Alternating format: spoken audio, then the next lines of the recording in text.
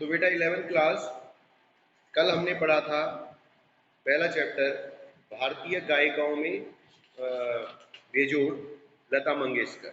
ठीक है बेटा, उसकी उनकी जो है हमने उनके गायन के बारे में पढ़ा कि उनके कैसा गाती है। श्रृंगार और करुण रस के बारे में पढ़ा। श्रृंगार रस जहाँ नायक और नायिका के मिलन को दिखाया जाता है, करुण रस जहाँ नायिका के और नायक के बिछड़ने को दिखाया जाता है। मतलब करुण का स्थायी भाव जो है शोक होता है, दुख श्रृंगार का होता है खुशी, यानी कि रति होता है स्थायी भाव।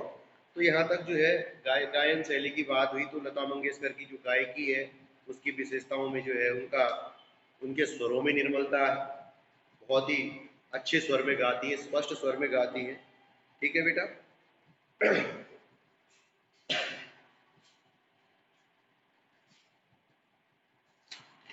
इसके बारे में कल लता मंगेशकर जी के बारे में पढ़ा हमने। आज का पाठ है दूसरा, राजस्थान की रजत भूमि। ठीक है बेटा, क्योंकि आप जानते हैं, आपने पहले भी पढ़ा होगा कि राजस्थान भारत का एक ऐसा राज्य है, क्षेत्रफल की दृष्टि से भी जो है काफ़ी बड़ा है। तो यहाँ वर्षा जो है बहुत कम होती है, यानी कि वर्षा का जो अभाव रहता है, तो इसलिए जो है यहाँ पे पीने के जो पानी की जो समस्या है ये बहुत अधिक है। तो इसलिए जो है इस पाठ के माध्यम से जो है लेखक आपका परिचय राजस्थान की जो रेतीली जमीन है उसमें जो है पानी के स्रोत कैसे होते हैं, कैसे वहाँ के लोग पानी प्राप्त करते हैं, इस बारे में जो है परिचय करा रहा है। लोग जो है ये भी बताता है लेखक इस पाठ में कि वो लोग जो है किस प्रकार से प्राकृतिक संसाधनों का उपयोग करके अपने जीवन को सरल बनाते हैं। यानी कि बड़ी कठिन परिस्थितियां हैं, क्योंकि जहाँ पानी नहीं होगा तो वहाँ पे जो है जीवन बसर करना काफ़ी मुश्किल होता है। तो किस तरह से उन्होंने जो है इन प्राकृतिक संसाधनों का जो है सदुपयोग करते हुए अपने जीवन को जो है आगे बढ़ाया है, इस तरह से जो है इस पाठ में लेखक ने आपको बताने की कोशिश की है।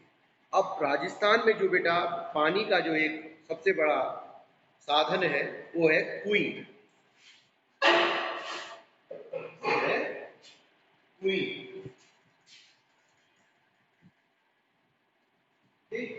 कुएं क्या होती है?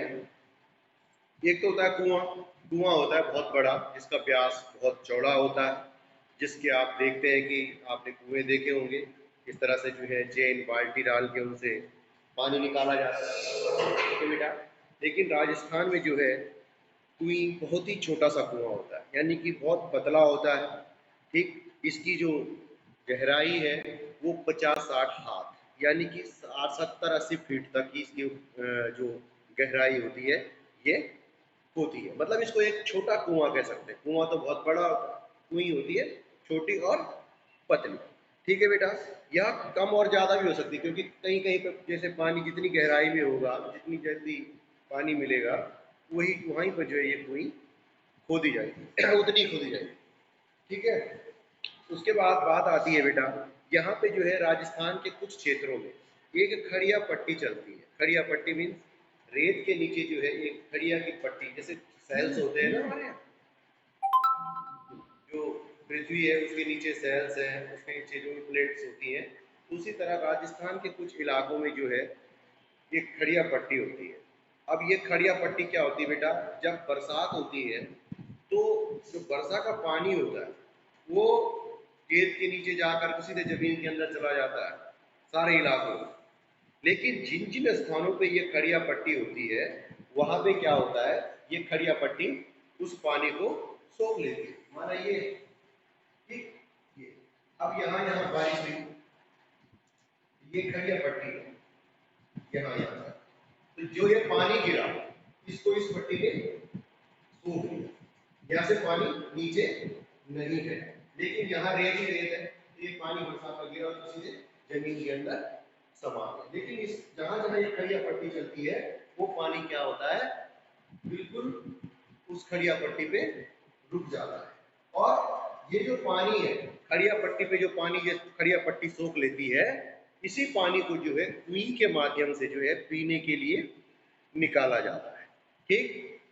अब है बेटा कुएं की खुदाई कैसे होती है। कुआं तो आपने देखा होगा, खोदते हुए बोरिंग वगैरह जिस तरह से कुआं बनता है। लेकिन जो कुएं होती है उसको किस तरह से खोदा जाता है? कुएं को खोदने वाले जो लोग हैं उनको चेलवाजी या चेजारो, चेलवाजी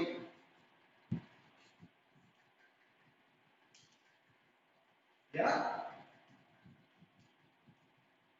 चेजारो, जो कुएं खोदने का काम करते हैं उनको चेलवांजी या चेजारो कहा जाता है।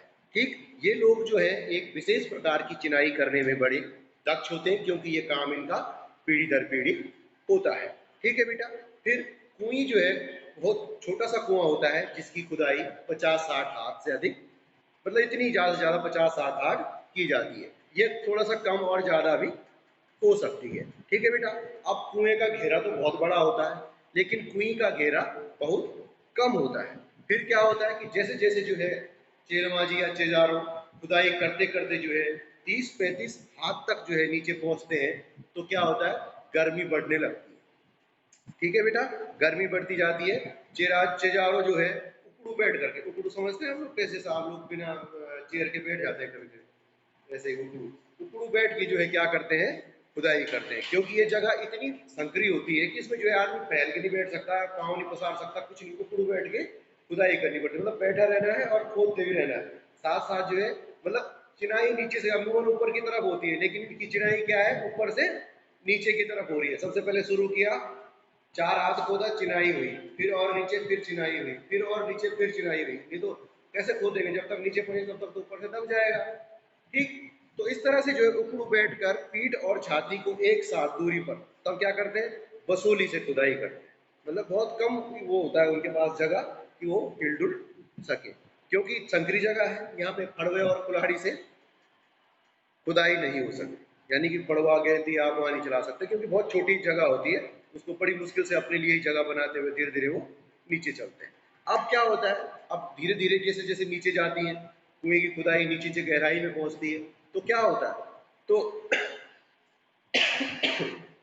उसके बाद अब वो गर्मी जो है बढ़ती जाती है।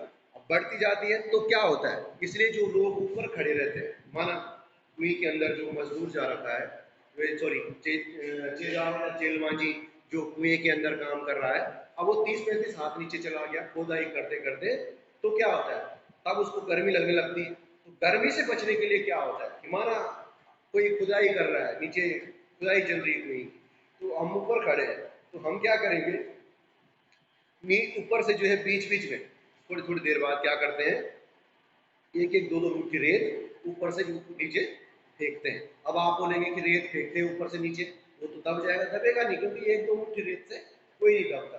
तो इस रेत से क्या होता है बेटा, जब हम ऊपर से रेत फेंकते हैं उस कुएं के अंदर, तो इस रेत के साथ जो है ठंडी हवा नीचे जाती है, और जब वो रेत नीचे जाती है तो उससे क्या होता है, गर्म हवा बाहर आती है। इस तरह से जो है उस चेजारों को ऊपर से जुड़े ठंडक पहुंचाने के लिए रेत मुट्ठी मुट्ठी भर के रेत फेंक दी जाती है। वो रेत अपने साथ ठंडी हवा ले जाती है, और वहां से जो जब वो नीचे जाती है तो वहां से क्या होता है, गर्म हवा बाहर आती है। इस बीच अब आप बोलेंगे कि उसकी खोपड़ी के ऊपर पड़ेंगे, तो वो क्या करता है कि अपने ऊपर जो है एक छोटा सा चाहे चादर या लोहे का जो भी टुकड़ा होता है उसको रख के बैठ जाता है, तब वो रेत उसके ऊपर गिरती है, उससे जो है इंसान को कोई भी नुकसान नहीं पहुंचता। मतलब एक तकनीक है, बरसों से चली आ रही तकनीक है। ठीक है बेटा, इसे लिख रहे हैं कि चेजारो अपने सिर पे धातु या बर्तन की टोप की तरह पहनते हैं, ताकि ऊपर से फेंकी जा रही रेत की कणों से बचा जा सके। मैं आपको बता दिया। फिर खुदाई से नीचे एकत्र हुई मिट्टी को एक डोल के द्वारा बाहर निकाला जाता है। डोल मीन्स जैसे कुएं से पानी निकालते हैं तो वहाँ रस्सी रहती है, तो जैसे जैसे चेजारो वहाँ मिट्टी होती जाती है उसमें डालता है तो ऊपर खींच ली जाती है, मिट्टी ऊपर खींच लेते हैं। फिर अब बताते हैं कुएं में और कुई में अंतर क्या है। ठीक है बेटा, अंतर सिर्फ आपको पता चल रहा था जेंडर का, कि कुआं पुरुष है और कुई स्त्रीलिंग, क्योंकि कुई का व्यास बहुत कम होता है और कुई कुएं से एकदम अलग है। कुआं जो है भूजल प्राप्त करने के लिए बनाया जाता है, यानी कि कुआं जब हम खोदते हैं उसका हमारा उद्देश्य क्या होता है, जो जमीन के अंदर का पानी है वो निकालना होता है हमारे कुएं का उद्देश्य। ठीक, लेकिन कुएं में जो है वर्षा का जल, मैंने अभी आपको बताया ना, कुआं तो जैसे जमीन के अंदर कहीं भी पानी होगा खोद दिया, कुआं बन गया, लेकिन कुएं वही बनाई जाती है जब बारिश का पानी खड़िया पट्टी द्वारा सूखा जाता है। ठीक है बेटा। उसके बाद कुएं से वर्षा के जल को प्राप्त किया जाता है, यानी कि पानी जो वर्षा का पानी खड़िया पट्टी सोख लेती है, इस खड़िया पट्टी के ऊपर जो कुएं खोदी जाती है वो वर्षा का पानी जो है कुएं के द्वारा हमें प्राप्त होता है, यानी कि जो राजस्थान के लोग हैं।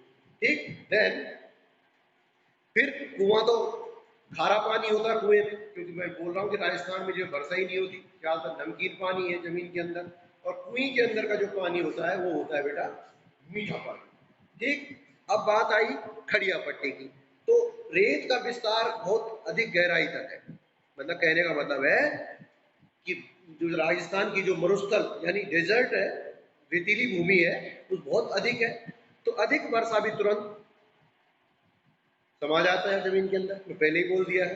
ठीक है बेटा। फिर क्या होता है कि रेत की सतह के जो है 10-15 हाथ से 50-60 हाथ नीचे खड़िया पत्थर की एक पट्टी चलती है, जो मैं आपको पहले बता दिया, लेकिन रेत के नीचे होने के कारण ये ऊपर से दिखाई नहीं देती। रेतीली भूमि है, 10-15 हाथ नीचे खड़िया पट्टी है, तो दिखाई कहां से देगी। ठीक है बेटा। यह पट्टी खोजने में जो है पीढ़ियों का अनुभव काम आता है। अब मैं आपको पहले बता दिया कि जो ये चेंगमांगी और चेगारो है, इनका ये जो काम है बेटा, ये पीढ़ी दर पीढ़ी चलने वाला काम है। ठीक है बेटा। तो बरसात का पानी यदि किसी क्षेत्र में जो है एकदम नीचे बैठ जाता है, यदि बरसात का पानी किसी क्षेत्र में एकदम बैठे तो समझ लो वहां खड़िया पट्टी नहीं है। हाँ, अगर जो है बरसात का पानी अगर एकदम नहीं समा रहा है, रेत में पानी डालो तो एकदम समा जाता है ना, लेकिन अगर बरसात पानी डालो और धीरे धीरे समा रहा है तो इसका मतलब ये पता चलता है कि रेत के नीचे खड़िया पट्टी चल रही है। खड़िया पट्टी यहाँ पे होगी तो यहाँ पानी धीरे धीरे समाएगा, और यहाँ नहीं है, यहाँ एकदम जमीन के अंदर चला जाएगा। ठीक है बेटा। तो इस तरह से यह पट्टी वर्षा के जल को जो है भूजल में मिलने से, खारा होने से रोकती है, क्योंकि जमीन के अंदर जो पानी है वो कैसा है, वहां पे नमकीन पानी है, और खड़िया पट्टी क्या करती है, इस पानी को यही रोक देती है, यहाँ नहीं आने देती, खारे पानी के साथ नहीं मिलने देती है, अपने आप में क्या कर लेती है, सोख लेती है या रोक लेती है। फिर राजस्थान में जो है एक रेत के कण जो है क्या होते हैं, बहुत बारीक होते हैं। आपने देखा होगा कि जब हम कहीं रुपाई करते हैं बेटा, रुपाई करते हैं तो जब हम वहां पे पानी लगा देते हैं खेत में, अगले दिन जाते हैं, 1-2 दिन बाद जब उस पर धूप पड़ती है तो उसमें दरारें आ जाती है, खेत में आती है ना, क्यों, क्योंकि जब जमीन के अंदर की भाप बाहर निकलती है तो मिट्टी तो अंदर ऊपर से बिल्कुल चिपके हुए कण रहते हैं, तो उसमें क्या होता है, दरार पड़ जाती है। लेकिन राजस्थान में ऐसा नहीं होता, रेत के कण चिपके हुए तो रहते हैं, लेकिन जब वो नमी निकलती है तो अलग नहीं होते एक दूसरे से, वो चिपके हुए ही रहते हैं, तो इसलिए जो है बिखरे हुए रहते हैं, तो इसलिए पानी गिरने पर कण थोड़े भारी हो जाते हैं और अपनी जगह नहीं छोड़ते हैं। तो इसी भाग में बरसी बूंद बूंद रेत में समाकर नमी में बदल जाती है, और जब यहाँ कुएं बन जाती है तो पानी निकालने लगते हैं, मतलब मिट्टी के अंदर क्या है, दरार पड़ी, नमी जो है जमीन के अंदर की चली गई।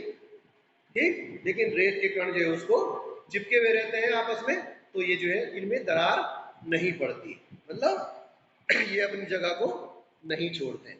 फिर होता है बेटा, यहाँ पे 3 पानियों की बात की जाती है। ठीक है, 3 प्रकार का पानी है। ठीक, पालक पानी,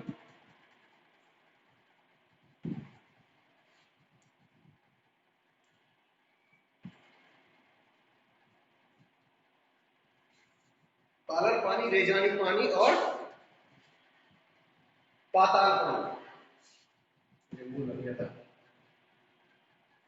ठीक है, पालक पानी, रेजानी पानी और पाताल पानी। पालर पानी को बोलते हैं बेटा जो वर्षा का पानी होता है, उसको बोलते हैं पालर पानी, जो वर्षा के द्वारा जो इकट्ठा तालाबों में इकट्ठा किया जाता है, उसका संरक्षण किया जाता है, वो होता है पालर पानी। दूसरा होता है रेजानी पानी। रेजानी पानी बेटा वो पानी होता है जो इस पट्टी के द्वारा, कुइयों के द्वारा प्राप्त पीने के काम आता है। तीसरा है पाताल पानी। पाताल पानी वो होता है कि जो वर्षा का पानी होता है सीधा जो जमीन के अंदर चला जाता है, इसको किसके माध्यम से निकालते हैं, बड़े बड़े कुओं के द्वारा। ये पीने के काम नहीं आता क्योंकि ये खारा होता है। ये पाताल पानी ये मीठा होता है, पीने के काम आता है। और ये होता है जाता है इसको।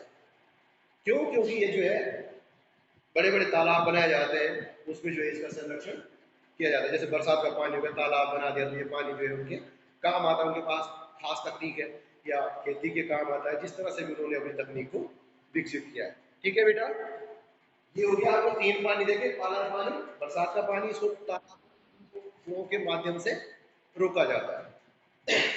दूसरा है रेजानी पानी, इसको कुइयों के माध्यम से पीने के लिए प्राप्त किया जाता है। और तीसरा है बेटा पाताल पानी, ये जो है जमीन के अंदर है, इसको कुओं से निकालते हैं और ये क्या होता है? खारा होता है, ये पीने के काम नहीं आता। ठीक है बेटा, तो ये तीन पानियों की बात हमने आज यहाँ पे कर दिया आपके साथ। आज के लिए इतना है, बाकी कल होगा, आप बने रहेंगे।